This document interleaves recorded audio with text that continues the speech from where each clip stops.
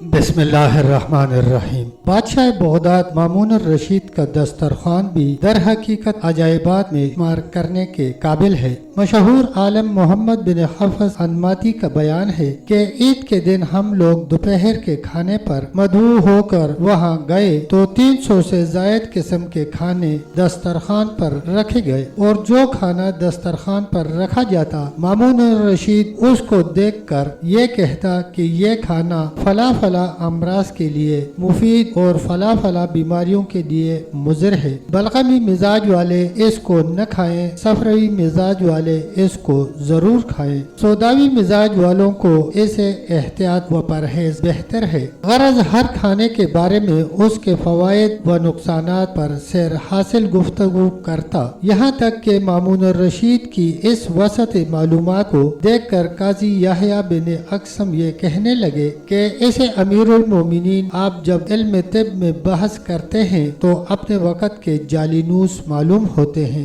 और इल्म नजूम में आप पर हरमस का गुमान होता है। बात की सदाकत में देखिए तो हजरत अबू ज़र की शान याद आ जाती है। फ़क़ही मालूमात में मौलाए कायनात हजरत अली की फ़काहत को जलवा नजर आता है। सखावत में हातिम ताई और ईफाए वादा में समौल बिन आदिया नजर आते हैं। ये सुनकर मामून रशीद ने कहा कि काजी साहब, तमाम जानदार मखलूकात में इंसान अशरफुल मखलूकात इसीलिए है कि वो जोहर अकल की दौलत से माला माल है, वरना इंसान के गोश्त व खून और दूसरे जानवरों के गोश्त और खून में क्या फर्क है। इस हकायत से जहाँ मामून रशीद की खानों के मामला में वसी मालूमात का पता चलता है, वहाँ इस हकीकत पर भी रोशनी पड़ती है कि खुलफाए बनु अब्बास के दौर में फरा का मायार कितना बुलंद था और बावर्चियों का फन किस कदर तरक्की कर चुका था कि एक दस्तरखान पर बैक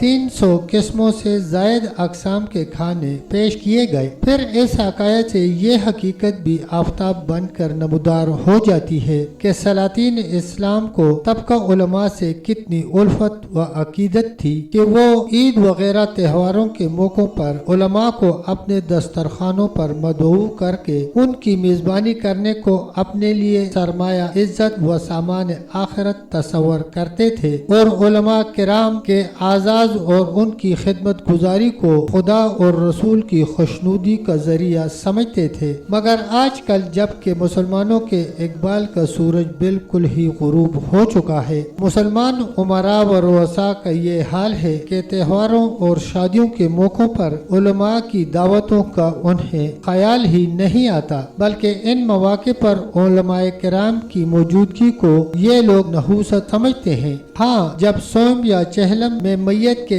ईसाल सवाब का खाना पकवाते हैं तो उस वक़्त फकीरों के साथ मौलवियों और मुल्लाओं को भी दावत देते हैं और अगर कोई गैरतमंद मौलवी मैयत के खानों से अजहार माजरत करता है तो सेठ साहिबान गरजते और बरसते हैं कि दावत कबूल करना सुन्नत है, मौलाना ने हमारी दावत क्यों कबूल नहीं की। गरीब मौलवियों को 50 सलातें सुनाने लगते हैं, लेकिन खुशी की दावतों में जब ये सेठ साहिबान लीडरों, पीडरों और एक्टरों और एक्ट्रेसों को आजाद के साथ बुलाकर पुरतकल्लफ खाने खिलाते हैं, उस वक़्त ये मसला भूल जाते हैं। उन्हें जरा भी तौफीक नहीं होती कि उलमाए किराम को मदऊ करें और फिर देखें कि उलमा पाबंद सुन्नत हैं या तारकी सुन्नत। अफसोस, मुसलमानों के ज़हनों में कितना बड़ा इनकलाब अजीम हो गया। गाने बजाने और नाचने का रिवाज हर दौर में रहा, मगर तारीख में इसका कहीं पता नहीं चलता कि उन नाचने गाने वालों को सोसाइटी में कभी